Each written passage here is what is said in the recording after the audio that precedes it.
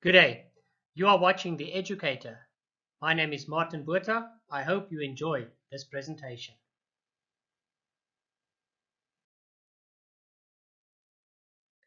In this presentation, we are taking a look at the introduction to William Shakespeare's Hamlet. Hamlet was written by William Shakespeare. Who was this man, William Shakespeare? What do we know about his life? Not much, actually. Records show that he was born, raised, and went to school in a country town called Stratford-upon-Avon in England. What makes Shakespeare so special? Why should you study plays that he wrote over 400 years ago in an old-fashioned English that is sometimes difficult to understand? Well, Shakespeare used the developing English language powerfully and creatively. Shakespeare's genius lies in his ability to examine the emotions, experiences, fears, hopes, dreams, anxieties, jealousies, lusts, loves, and hates that we experience as human beings, and to write about them in a way that makes us able to understand them more clearly. He wrote at least 37 plays that were translated in over 90 languages. In 2000, he was voted Man of the Millennium. Next up, we take a look at the background to the play.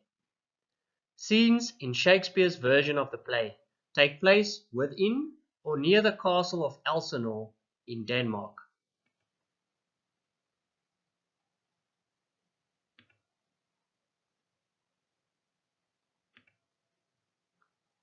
The memorably atmospheric opening scene of Hamlet is set on the battlements of the castle.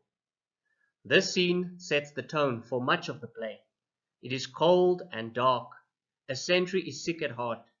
There are reports of eerie disturbances in the heavens and of an impending war with Norway, and a restless spirit is abroad.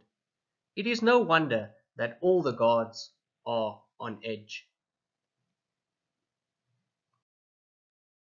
Hamlet is one of Shakespeare's great tragedies. A tragedy involves an event that disrupts the natural order and thus unleashes chaos and evil, which the tragic hero must try to combat. In the process, his or her sufferings lead to some sort of self-knowledge, and ultimately to his or her death, because tragic heroes are depicted as potentially great and good. We are caught up in the agony of their fall. If we take a look at the play Hamlet, the tragic hero is an exceptional man in a high position, well respected. His characteristics we admire. In Act 2, we see that the hero becomes involved in events and choices that change his life. We see his character flaw, or his weakness. In Act 3, the character flaw weakens the hero morally.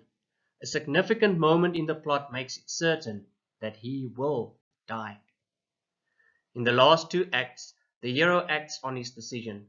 He feels great pain and despair.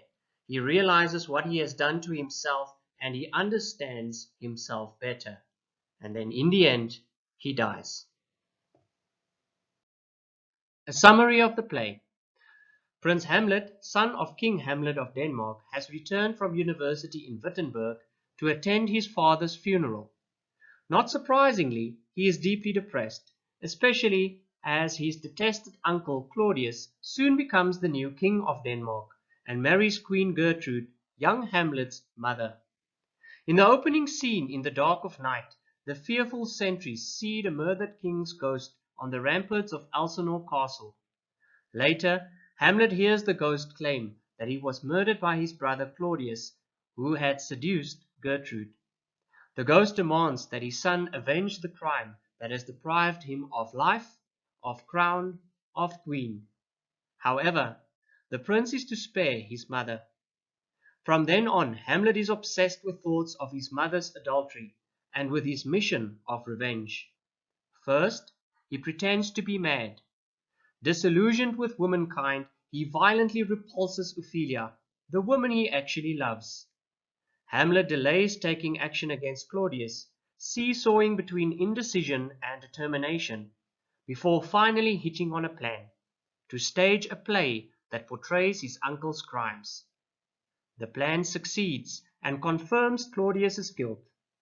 Immediately after this, Hamlet has a golden opportunity to kill his defenseless uncle at prayer, but decides against it, as this would mean sending his victim to heaven.